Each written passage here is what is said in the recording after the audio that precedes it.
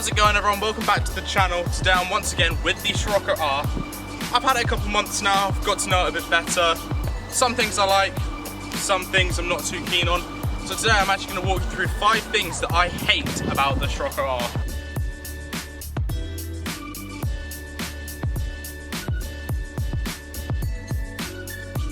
Just to quickly clarify, hate is a strong word, and I don't necessarily hate anything about this car, but there are some things that I feel could definitely have been improved or done differently, or I just don't know why they did it at all. I don't really know what the thought process was.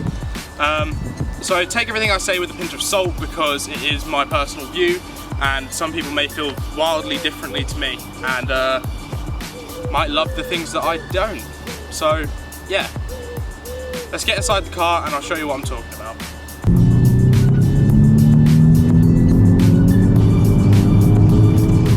Right, we're now inside the car and I've got my GoPro on, which I'm going to put up here. The first thing that annoys me about this car is it's a 2016, it should have been a 2017 model. It was registered 1 month earlier, which made it a 2016. So in theory it's the same production as the 2017 model, and something that it doesn't have is a digital speedometer. Now it's a small thing, a lot of people won't even care about it, but it's something that my my sister's 2016 Polo had a digital speedometer, so why doesn't this? I've been through all the settings, it just isn't on here. Yeah, there is literally nothing, which, yeah, to me it doesn't make sense. It's a small thing, like I said, a lot of people don't care. I don't really care that much. It was something that was nice to have on the Polo when I was driving it, but it's got an average speed, so why doesn't it just have a digital speedometer as well? Small thing, but you know, why don't they have it? The second thing about this car that I don't really understand is the center storage itself. So if I bring you guys around and have a look, you see I've got gum in there. The center storage is really quite small. There's not a lot you could really fit in here. And what I don't understand is there are these gaps in here, right? First off, I don't really understand why there's gaps, because before I had a phone mount, I was resting my phone here, and when I turn it would just slide out. I understand that you're not meant to put your phone there, it's just kind of for storage, like change or something. But putting the 12 volt there also reduces the space. I know these are small things that are pretty irrelevant, that most people will say, but just driving the car for the past couple of months, it's the things that I've noticed that have gone, why is it like that? Not the end of the world, it does its job, just, don't know, could have been a bit better designed, I think. So the third thing on my list is the center arm storage. I don't really know what they were thinking or what they were planning on storing in their center arm storage, but for me, it is useless and I can't store pretty much anything. If we have a look inside, we can see that I currently have my wireless earphones, which sit in this tiny compartment and almost take up all the room. The next thing is this deep hole, which, like, what, maybe, yeah, right, maybe I can chuck my phone in there. Great, that does its job, it works like that. But apart from a phone, there is nothing I can really fit in here. Just for a better perspective, if I put you at this angle, you can see here, headphones take up nearly all of the room in that small slot, and this one just goes very deep, but it's very thin, and I don't really know what I'd put in there, because a lot of the time I'll use my phone as a map, so it really ends up just being the cable that I shove down into here, and that's about it. Again, I feel like they could have done something different. Maybe instead of having 2 separate bits, do one big one.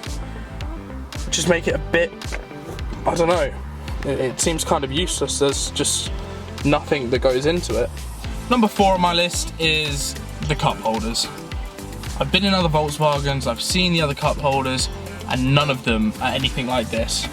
First of all, it comes with a bottle opener, which is both cool and concerning, considering you shouldn't drink drive, and, well, I don't know why you'd need a bottle opener in a car, because you can't drink and drive.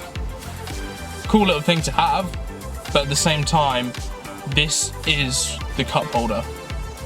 Let me show you what I mean. This right here is the cup holder. The bottle opener goes in there. However, if you want to hold more than one drink, or even if you want to hold one drink, you have to slide in the bottle opener like so. It's not the smoothest operation, but it's kind of awkward, and I'll show you a demonstration. Of course, we've got the Jimmy's iced coffee here, but one in the back, one in the front. Straight away it's fallen over. Now you might think, oh well, let me slide this way to tighten it up, and that's great. And as soon as I start driving, this one shakes. Again, small things, but why couldn't they have gone for normal cup holders? It just seems weird to me. Most of the time I have this out and it goes in there, and then I'll forget it's there, and as soon as I put in a drink, it comes out. I don't know. I'm just kind of, yeah, I don't really understand it. Cool thing, kind of useless. For number 5 on my list, we're actually going to have to go around to the back of the car and open the boot. So let's go do that.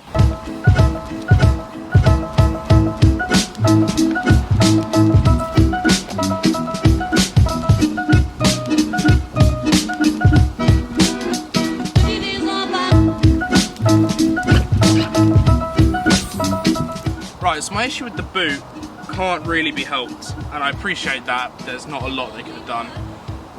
The fact is, the boot is very deep, which is good and bad. Good because I can get a lot of stuff in the boot when I need to, not that I often do, but when I'm going on holiday or going for a long trip and I've got a bunch of bags or friends in the car, not that friends are in the boot, but yeah, it's good that it's deep. However, that does come with a slight drawback. Right, I'm going to first remove the parcel shelf just so we can see a bit better and give you guys an idea of what I'm talking about.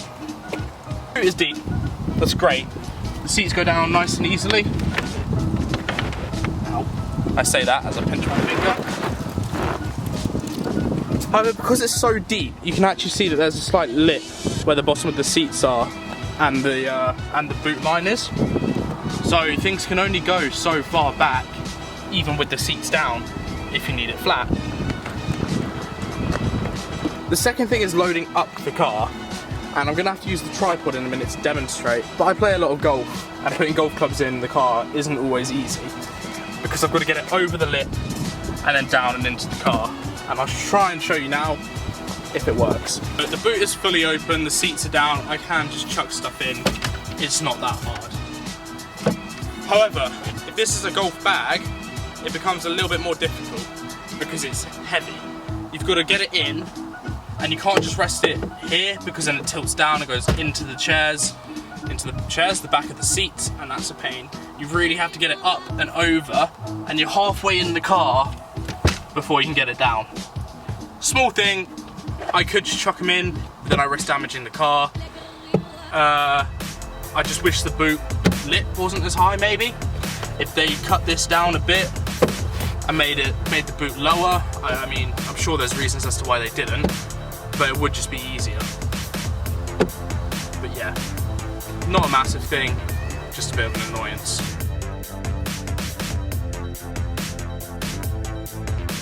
Right guys, that brings us to the end of today's video. Thank you very much for watching, I really appreciate it.